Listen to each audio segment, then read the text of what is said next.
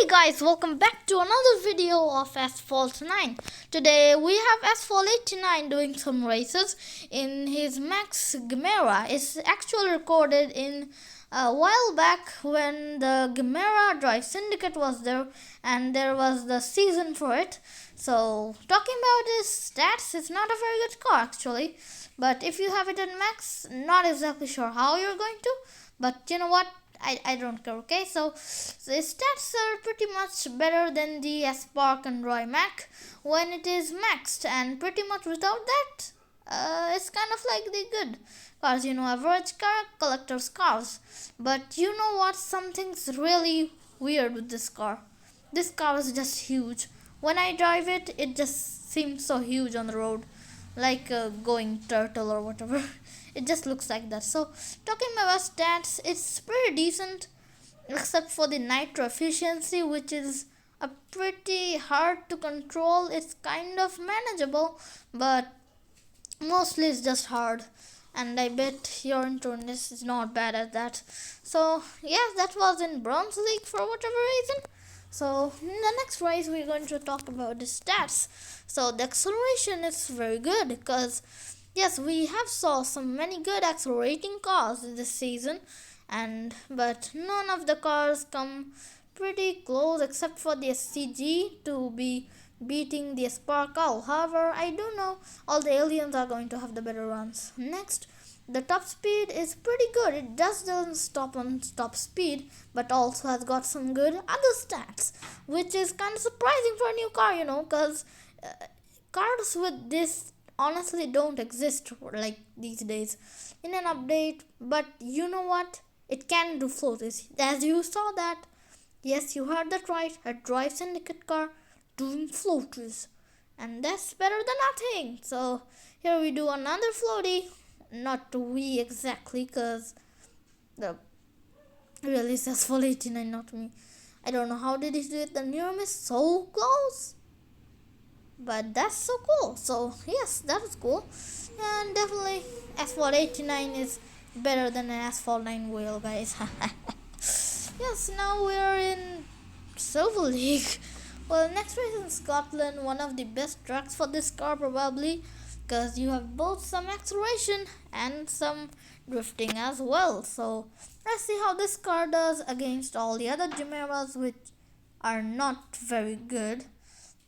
Now Gemera is like only one of the only cars that don't have a Drive Syndicate decal. Now you might be thinking, what, are you crazy, are you blind, like literally has the decal.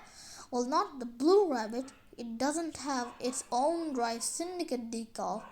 Most cars from Drive Syndicates have their own decals, like the Nevera, which had a pretty themed decal on its Drive Syndicate only. So it is pretty common, and the Esco, well, not exactly, but it's somewhat like the decal, so that's weird. But hey, it's still a decal, and we love decals, but honestly it doesn't really help any much in just making the car better. So next, it is acceleration is very good, top speed just doesn't stop there, and then we have the insane drift radius. It can actually beat Yesco in some tracks, which is not surprising. See, it's a rank for the 5000, but I honestly think the Venom is the only car that deserves a rank of 5000, and it has 5085, the Gemera, and the Venom doesn't, so that's weird.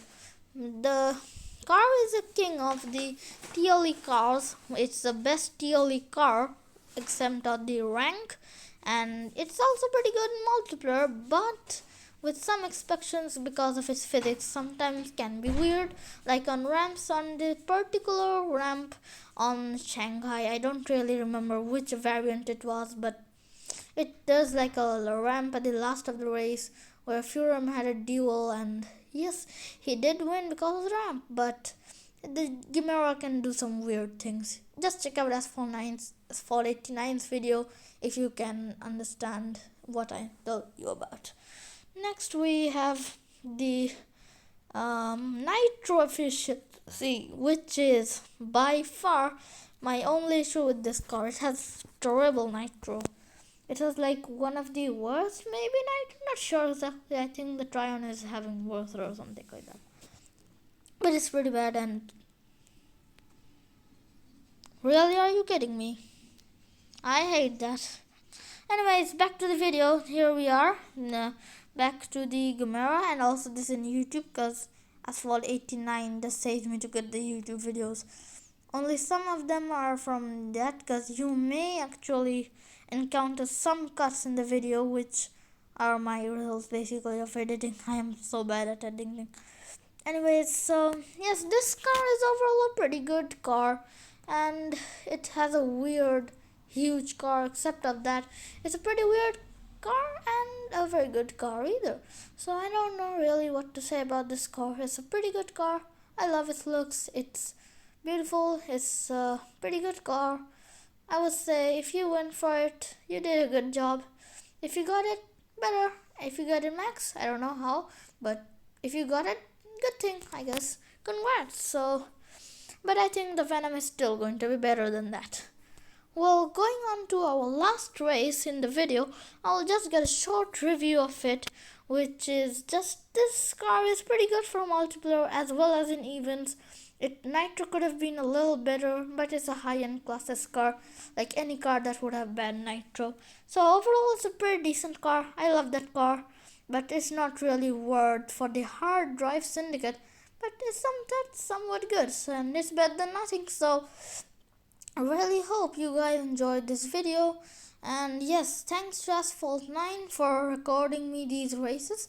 Also, the particular variant of Rome that you are seeing right now is actually the final stage, or somewhat part of this final stage in the Drive Syndicate.